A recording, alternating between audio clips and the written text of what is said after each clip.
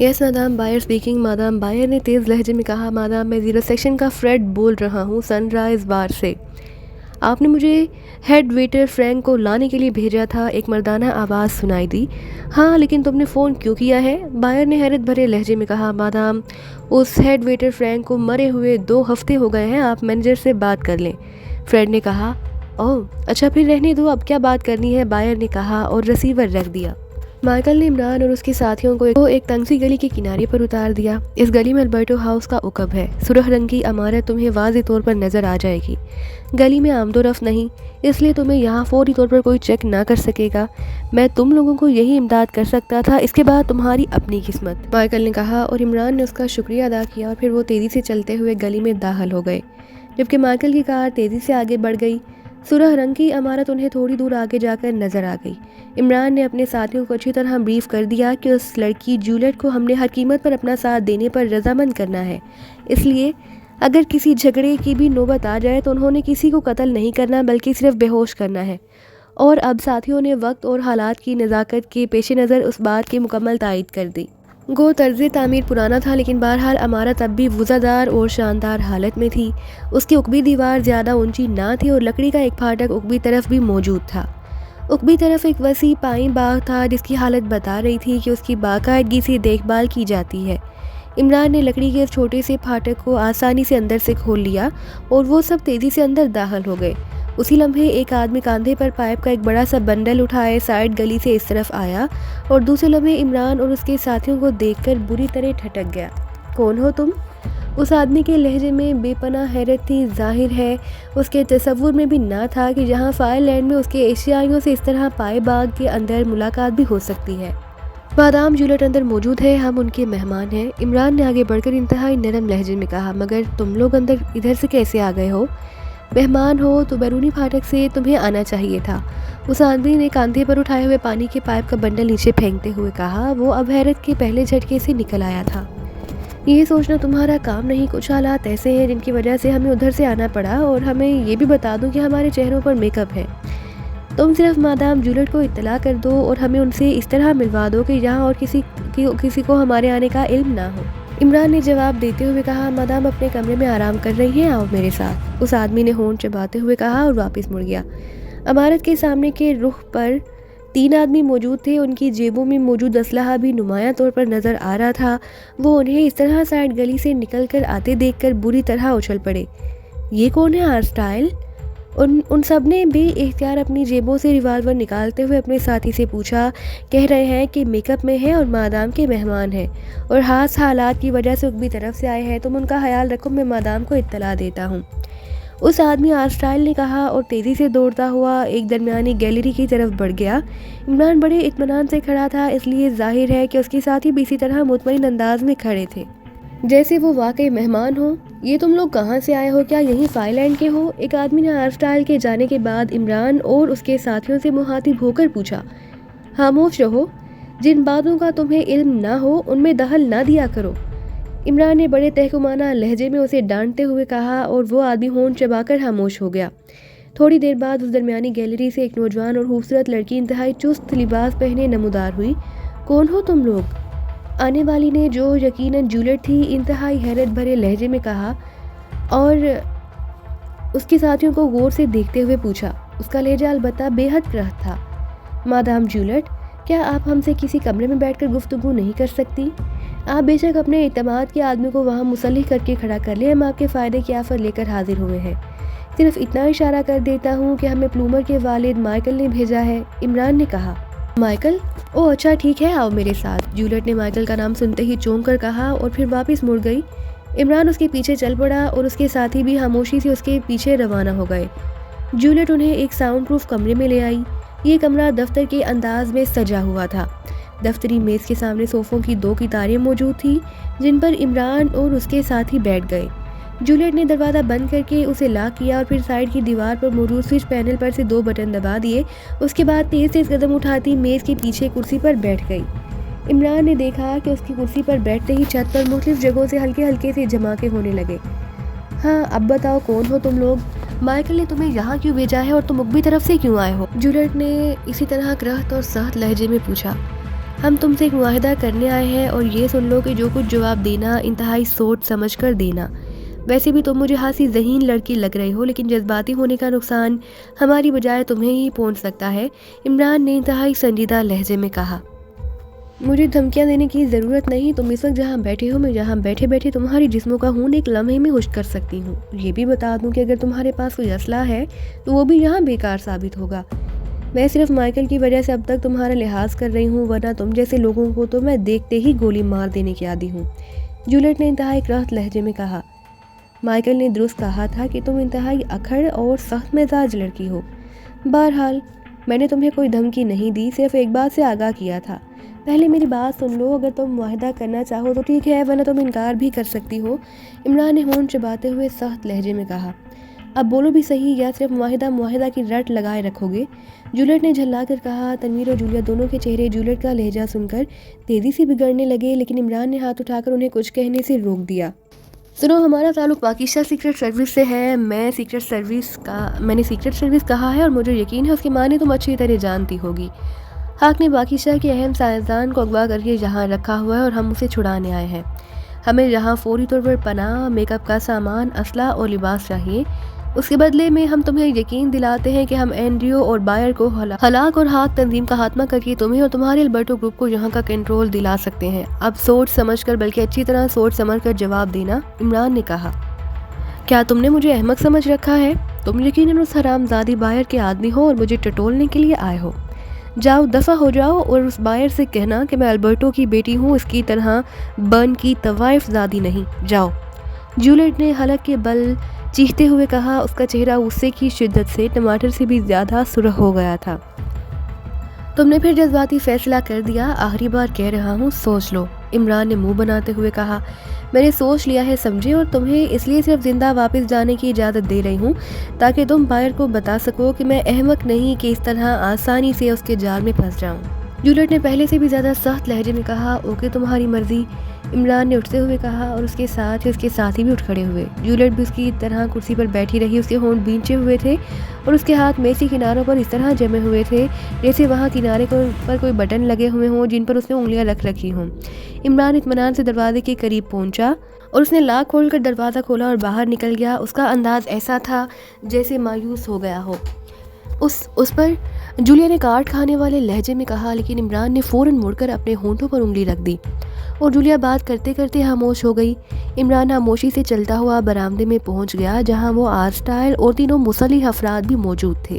عمران خاموشی سے برآمدے میں اتر کر سائڈ گلی کی طرف بڑھنے لگا۔ اسی لمحے جولیٹ تیزی سے برآمدے میں نمودار ہوئی۔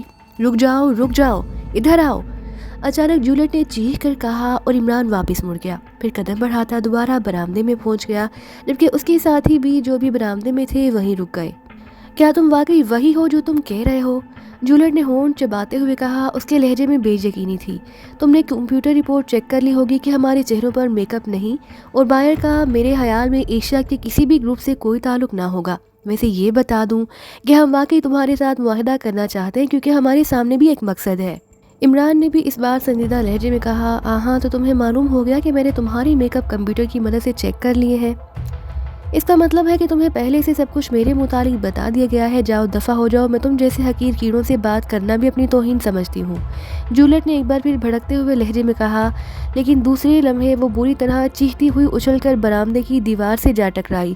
کتیا کی بچی بکواس کرتی ہے، تنویر نے غراتے ہوئے کہا۔ معاملہ اس کی برداشت سے باہر ہو چکا تھا، اس لیے اس کا ہاتھ بے احتیاط گھوم گیا۔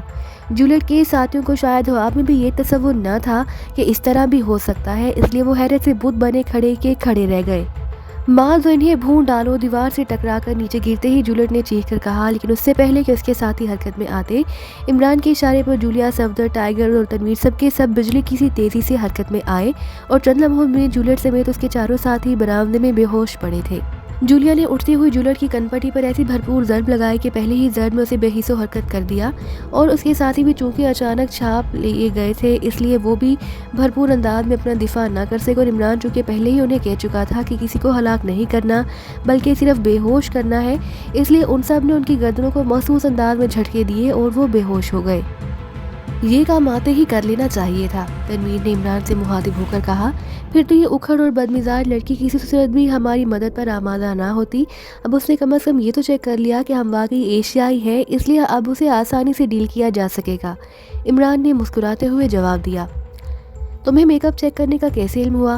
میں نے اس مخصوص کمرے کی چھت پر ہونے والے مخصوص دھماکے دیکھ لیے۔ یہ اس بات کی نشاندہی تھی کہ آرگون ریز کی مدد سے ہمارے میک اپ چیک کیے جا رہے ہیں، عمران نے کہا۔ اب کیا کرنا ہے؟ انہیں اٹھا کر کسی برآمدے میں لے چلو، فی الحال یہ 2-3 گھنٹوں سے پہلے ہوش میں نہیں آ سکتے، اس دوران جولیٹ سے مذاکرات مکمل کیے جا سکتے ہیں۔ رک جاؤ، اسے ٹائیگر اٹھائے گا۔ اچانک جولیا نے عمران کا بازو پکڑ کر اسے واپس کھینچتے ہوئے کرخت لہجے میں کہا، جو کہ جولیٹ کو اپنی طرف اٹھانے کے لیے بڑھنے لگا۔ چلو ٹائیگر، اب کیا کیا جائے، اپنا اپنا مقدر ہے، عمران نے مسکراتے ہوئے ٹائیگر سے کہا، اور خود اس نے ارسٹائل کو اٹھا کر کاندھے پر ڈال لیا۔ صفدر اور تنویر نے دونوں آدمیوں کو اٹھایا اور پھر وہ گیلری کے اندر ہی ایک ڈرائنگ روم کے انداز میں سجے ہوئے کمرے میں پہنچ گئے۔ ٹائیگر نے جولیٹ کو ایک صوفے پر ڈالا، جبکہ عمران کے کہنے پر باقی لوگوں کو وہیں فرش پر ہی لٹا دیا گیا۔ ٹائیگر تیزی سے واپس گیا اور پھر باہر موجود چوتھے بے ہوش آدمی کو بھی اٹھا کر اندر لے آیا۔ صفدر، تم ٹائیگر کے ساتھ اس کوٹھی کو پوری طرح تلاشی لو، خاص طور پر جہاں موجود تہخانوں کو تلاش کرو، اور تنویر، تم باہر جا کر پہرا دو تاکہ کوئی اچانک نہ آ جائے، جبکہ جولیا اور میں مل کر اس جولیٹ کو رام کرنے کی کوشش کرتے ہیں۔ اس کی زبان ضرورت سے زیادہ چلتی ہے اور میں اسے برداشت نہ کر سکوں گی، اس لیے اس کے ہوش میں آتے ہی اسے کہہ دینا کہ بکواس نہ کرے، جولیا نے غراتے ہوئے کہا۔ یہ جولیٹ عورت ہے اور عورتوں کی زبان ایسی مشین ہوتی ہے جس کی بریکیں اللہ میاں نے بنائی ہی نہیں، عمران نے مسکراتے ہوئے کہا۔ میں اسے گولی بھی مار سکتی ہوں، جولیا نے بپرے ہوئے لہجے میں کہا۔ دماغ ٹھنڈا رکھو جولیا، اس وقت ہم انتہائی نازک حالات سے دوچار ہیں، عمران نے جکلاہٹ انتہائی سرد لہجے میں کہا، اور آگے بڑھ کر اسے دونوں ہاتھوں سے جولیٹ کا منہ اور ناک بند کر دیا۔ جولیا اب ہونٹ بھینچے خاموش کھڑی تھی۔ چند لمحوں بعد جولیٹ کے جسم میں حرکت پیدا ہوئی اور عمران پیچھے ہٹ گیا۔ جولیٹ کی آنکھیں کھلی تو وہ جکلاہٹ چیختے ہوئے ایک جھٹکے سے اٹھ کھڑی ہوئی۔ اس کے چہرے پر غیظ و غضب کے آثار نمایاں ہو گئے۔ ہوش میں رہو جولیٹ، مجھے تصور ہی نہ تھا کہ البرٹو کی بیٹی اس قدر جذباتی اور احمق بھی ہو سکتی ہے۔ عمران کا لہجہ اس قدر سرد تھا کہ چیخ کر اٹھتی ہوئی جولیٹ جکلاہٹ جھٹکے سے دوبارہ صوفے پر بیٹھ گئی۔ یہ تمہارے ساتھی صرف بے ہوش ہیں، اگر ہم تمہارے دشمن ہوتے تو ان کی گردنیں مڑنے کی بجائے ٹوٹ بھی سکتی تھیں، اور ہم تمہیں گولی بھی مار کر آسانی سے اس البرٹو ہاؤس پر قبضہ کر سکتے تھے۔ مجھے یقین ہے کہ یہاں سے ہمیں اسلحہ، میک اپ کا سامان اور لباس بھی مل سکتے ہیں، لیکن میں چاہتا ہوں کہ جو کچھ تمہاری ماں نے اسے اینڈریو کے حوالے کر دیا اسے اس کے صحیح حقدار تک واپس پہنچا دو، عمران نے اسی طرح سرد لہجے میں بات کرتے ہوئے کہا۔ تم واقعی درست کہہ رہے ہو، تم باہر کے آدمی نہیں ہو سکتے، جولیٹ نے ہونٹ کاٹتے ہوئے کہا۔ باہر کا دماغ خراب ہو رہا ہے کہ وہ ایشیائیوں کو بلا کر اس طرح تمہارے پاس بھیجے اور تمہیں آفریں کرتی پھرے۔ وہ چاہے تو تمہیں اور تمہارے ساتھیوں کو اس کوٹھی سمیت بموں سے اڑا دے، مجھے کون روک سکتا ہے؟ پھر میں نے بتایا کہ ہمیں مائیکل نے یہاں بھیجا، اور جہاں تک مائیکل کے متعلق میری ریڈنگ ہے، وہ میرے آدمی مر تو سکتا ہے لیکن بک نہیں سکتا، اور باہر تو اس وقت پاگلوں کی طرح ہمیں ڈھونڈتی پھر رہی ہوگی، اور اگر تمہارے پاس اس بات کی تصدیق کا کوئی ذریعہ ہو کہ باہر کیا کر رہی ہے تو تم بے شک تصدیق بھی کر سکتی ہو، عمران نے کہا۔ ٹھیک ہے، میں تصدیق کروں گی، جولیٹ نے کہا، اور صوفے سے اٹھ کر وہ ایک کونے میں رکھے ہوئے میز پر پڑے ٹیلی فون کی طرف بڑھ گئی۔ یہ بات سن لو کہ اگر باہر کو اس بات کی بھنک بھی پڑ گئی کہ ہم یہاں موجود ہیں تو پھر تم نہ بچ سکو گی اور نہ تمہارا گروپ، اس لیے اس بات کو ذہن میں رکھ کر کال کرنا، عمران نے کہا، لیکن جولیٹ نے کوئی جواب نہ دیا۔ اس نے ریسیور اٹھایا اور تیزی سے نمبر ڈائل کرنے شروع کر دیے۔ عمران اس کے قریب جا کر کھڑا ہو گیا تاکہ فون کے ذریعے ہونے والی دونوں طرف کی گفتگو سن سکے۔ یس، 0 سیکشن آفس۔ رابطہ قائم ہوتے ہی ایک کرخت سی آواز سنائی دی، لوتھر سے بات کراؤ، میں اس کی بیوی مارگریٹ بول رہی ہوں، جولیٹ نے یکسر بدلے ہوئے لہجے میں کہا، اور عمران نے مسکراتے ہوئے اس طرح سر ہلایا جیسے اسے جولیٹ کی یہ اداکاری پسند آئی ہو۔ ہیلو مارگریٹ، میں لوتھر بول رہا ہوں، کیا بات ہے، کیوں فون کیا ہے؟ چند لمحوں بعد ایک اور مردانہ آواز سنائی دی، ڈیئر میرے سر میں شدید درد ہے اس لیے میں شاپنگ نہ کر سکوں گی، تم خود سامان خرید کر گھر آ جانا، میں دفتر سے سیدھے گھر چلی جاؤں گی، جولیٹ نے اسی بدلے ہوئے لہجے میں کہا۔ اچھا ٹھیک ہے، دوسری طرف سے کہا گیا، اور جولیٹ نے ریسیور رکھ دیا۔ پھر تقریباً 5 منٹ بعد ٹیلی فون کی گھنٹی بج اٹھی اور جولیٹ نے ہاتھ بڑھا کر ریسیور اٹھا لیا۔ یس، اس بار جولیٹ نے ایک اور لہجے میں کہا۔ ڈکسن بول رہا ہوں، دوسری طرف سے لوتھر کی بجائے ایک اور آواز سنائی دی، لیکن عمران سے لوتھر کا لہجہ چھپا نہ رہ سکا۔ وہ سمجھ گیا کہ لوتھر ہی لہجہ بدل کر بات کر رہا ہے۔ ہاں ڈکسن، آج کوئی پروگرام بنتا ہے یا نہیں؟ اگر فارغ ہو تو آ جاؤ، بڑے دن ہو گئے ہیں تم سے ملے ہوئے۔ جولیٹ نے بدلے ہوئے لہجے میں کہا۔ فارغ تو نہیں، یہاں دفتر میں ہنگامی صورتحال ہے، لیکن تم کہو تو چند منٹ کے لیے ملنے آ سکتا ہوں۔ لوتھر نے اسی طرح بدلے ہوئے لہجے میں کہا۔ ٹھیک ہے، چند منٹ کے لیے آ جاؤ۔ عقبی دروازے سے آنا، جولیٹ نے کہا اور ریسیور رکھ دیا۔ یہ لوتھر تھا۔ لوتھر 0 سیکشن کے ریکارڈ روم کا انچارج ہے، میرے گروپ کا خاص آدمی۔ اس کے ہنگامی حالات کا اشارہ تو بتا رہا ہے کہ تم سچ کہہ رہے ہو۔ بہرحال وہ آ رہا ہے، اس لیے مجھے برآمدے میں جانا ہوگا۔ جولیٹ نے مڑ کر کہا۔ ٹھیک ہے، لیکن اس لوتھر کو یہ احساس نہ ہونے دینا کہ ہم یہاں موجود ہیں، ورنہ ہو سکتا ہے کہ بات لیک آؤٹ ہو جائے۔ تم اسے اس انداز میں پوچھنا کہ کیا ہو رہا ہے جیسے تمہیں کسی خاص بھاگ دوڑ کی اطلاع ملی ہو اور تم یہ اطلاع کنفرم کرانا چاہتی ہو۔ عمران نے اسے سمجھاتے ہوئے کہا۔ ٹھیک ہے، تم اپنے ساتھیوں کو اس کمرے میں اکٹھا کر لو، میں اس لوتھر کو ساتھ والے کمرے میں لے جاؤں گی۔ جولیٹ نے کہا۔ اس بار اس کا لہجہ خاصا نرم اور دوستانہ تھا۔ شاید لوتھر کے ہنگامی حالات کے الفاظ پر اس کے ذہن میں کسی حد تک یہ بات کنفرم ہو گئی کہ وہ لوگ باہر کے ساتھی نہیں ہیں۔ عمران سر ہلاتا ہوا اس کے ساتھ ہی کمرے سے باہر گیلری میں آ گیا۔ اسی لمحے صفدر اور ٹائیگر گیلری میں داخل ہو گئے۔ باہر موجود تنویر کو بھی اندر بلا لو، مس جولیٹ کو کسی حد تک ہم پر اعتبار آ گیا ہے۔ انہوں نے اپنے ایک خاص آدمی کو بلایا، اس سے ملاقات کے بعد یہ یقیناً کنفرم ہو جائے گی۔ اس دوران تم سب نے اس کمرے میں چھپے رہنا ہے، عمران اور صفدر اور ٹائیگر سے مخاطب ہو کر کہا۔ ٹائیگر تیزی سے باہر کی طرف مڑ گیا۔ چند لمحوں بعد وہ تنویر کو لے کر واپس آ گیا۔ تم بھی اس کمرے میں رہو، جولیٹ نے عمران سے کہا اور پھر تیز تیز قدم اٹھاتی برآمدے کی طرف بڑھ گئی۔ عمران نے اپنے ساتھیوں کو ہوشیار رہنے کا اشارہ کرتے ہوئے کہا، اسی کمرے میں جانے کے لیے کہہ دیا جس میں جولیا بھی موجود تھی اور جولیٹ کے بے ہوش ساتھی بھی، اور خود وہ اس کمرے میں داخل ہو گیا جس میں جولیٹ نے اس لوتھر کو آنے کے لیے کہا تھا، جہاں بھی صوفے موجود تھے اور ایک سائیڈ پر ایک الماری میں دیوار کے ساتھ رکھی ہوئی تھی۔ عمران اس الماری کی دوسری سائیڈ پر اس طرح کھڑا ہو گیا کہ صوفوں پر بیٹھ کر اسے دیکھا نہ جا سکے، جبکہ وہ جب چاہے آسانی سے حرکت میں آ سکے۔ تھوڑی دیر بعد اسے گیلری میں قدموں کی آوازیں سنائی دیں اور چند لمحوں بعد جولیٹ اس کمرے میں داخل ہوئی۔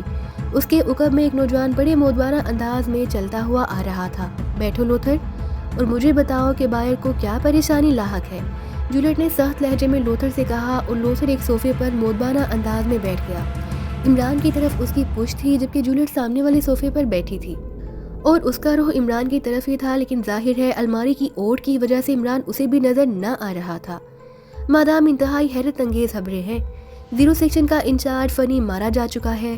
0 سیکشن اس وقت پاگلوں کے سے انداز میں پورے جزیرے میں چند نامعلوم اشیائیوں کو تلاش کر رہا ہے۔ فنی کے بعد آرنلڈ نے 0 سیکشن کی کمان سنبھال لی۔ میں نے اس بارے میں مختلف ذریعوں سے جو معلومات حاصل کی ہیں، اس کے مطابق ہاک نے کسی ملک کی شے پر جس کا علم صرف اینڈریو کو ہی ہے، برن سے ایک پاکستانی سائنسدان ڈاکٹر ہدایت اللہ کو اغوا کیا اور اسے جہاں فائر لینڈ میں 1130 کلب میں رکھا گیا ہے۔ اینڈریو اس دوران کسی اہم کام کے لیے سوئٹزرلینڈ سے بھی باہر گیا ہوا تھا، اس لیے اس مشن کا انچارج بائر کے پاس تھا۔ بائر نے یہ مشن برن میں اپنے ایجنٹ ہیمر کلب کے ایک مالک ہیمر کے ذریعے لگایا۔ ہیمر نے برن کے ایک مشہور بدماش گروپ کے ذریعے اس سائنسدان کو اغوا کرا کر فائر لینڈ بھجوا دیا اور خود بھی جہاں آ گیا۔ اس سائنسدان کو جہاں اس لیے رکھا گیا کہ جس ملک نے اسے اغوا کرایا تھا وہ پاکستان کا انتہائی دوست ملک ہے اور پاکستان سیکرٹ سروس سے انتہائی خوفزدہ ہے۔ اس کا کہنا تھا کہ وہ اپنے ملک سے اس سائنسدان کو برآمد نہیں کرانا چاہتا، اس لیے اس کے سائنسدان جہاں آ کر اس پاکستانی سائنسدان سے کوئی فارمولہ حاصل کریں گے، پھر اس پاکستانی سائنسدان کو ہلاک کر کے یہیں دفن کر دیا جائے گا۔ ہیمر نے یہ کام اس بدماش گروپ سے اس لیے کرایا تاکہ اگر پاکستان سیکرٹ سروس اس سائنسدان کی تلاش میں آئے تو وہ اس بدماش گروپ سے ہی الجھتی رہے۔ اس بدماش گروپ کو بھی یہ معلوم نہ تھا کہ ہیمر اس سائنسدان کو کہاں لے گیا ہے۔ بہرحال پھر معلوم ہوا کہ پاکستانی سائنسدان کی تلاش میں پہلے پاکستان سے ایک آدمی آیا۔ اس اکیلے آدمی نے اس بدماش گروپ کے لیڈر سے اس کے اپنے اڈے میں گھس کر معلومات حاصل کی، پھر اس لیڈر اور اس کے 4-5 مسلح ساتھیوں کو قتل کر کے وہاں سے غائب ہو گیا۔ اس کے بعد وہ سیدھا ہیمر کلب پہنچا جہاں ہیمر کا اسسٹنٹ میتھائس تھا۔ میتھائس کو شک گزرا تو اس نے اس آدمی کو سائنسی طریقے سے مفلوج کر کے قید کر لیا اور بائر کو اطلاع دے دی۔ بائر نے یہاں اسے طلب کرا لیا۔ اس دوران پاکستان سیکرٹ سروس کا ایک گروپ جس میں 3 ایشیائی مرد اور ایک سوئس نژاد عورت تھی، پاکستانی سائنسدان کی تلاش میں برن پہنچے۔ اس گروپ کا لیڈر کوئی علی عمران نامی آدمی بتایا جاتا ہے جسے پوری دنیا میں سب سے خطرناک سیکرٹ ایجنٹ سمجھا جاتا ہے۔ بہرحال ہیمر کے سسٹر نے اس گروپ پر بھی قابو پا لیا اور انہیں بے ہوش کر کے بائر کے کہنے پر جہاں فائر لینڈ بھیجوا دیا۔ اینڈریو بھی اس دوران آ گیا۔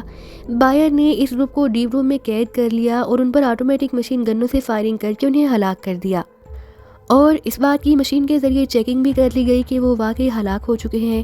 اس پر بائر نے زیرو سیکشن کے چیف فنی کو حکم دیا کہ وہ ڈیپ روم سے ان کی لاشیں اٹھا کر 1130 کلب کے زولان کو پہنچا دے تاکہ وہ یہ لاشیں اس پاکستانی سائنسدان کو دکھا سکے۔ اس طرح وہ پاکستانی سائنسدان مایوس ہو کر اپنی ضد چھوڑ دے گا اور فارمولہ دے دے گا۔ اس کے بعد صورتحال اچانک حیرت انگیز ہو گئی۔ فنی 4 آدمیوں سمیت لاشیں لینے گیا تو غائب ہو گیا۔ بائر کے حکم پر آرنلڈ نے فنی کی لاش تلاش شروع کی تو انتہائی حیرت انگیز باتیں سامنے آئیں۔ جھیل پر تعینات 2 آدمی بھی غائب تھے اور فنی بھی غائب تھا۔ ڈیپ روم سے ان پاکستانیوں کی لاشیں بھی غائب تھیں اور فنی کے 4 ساتھی اسپیشل سرنگ میں گولیوں سے چھلنی مردہ پڑے ہوئے پائے گئے۔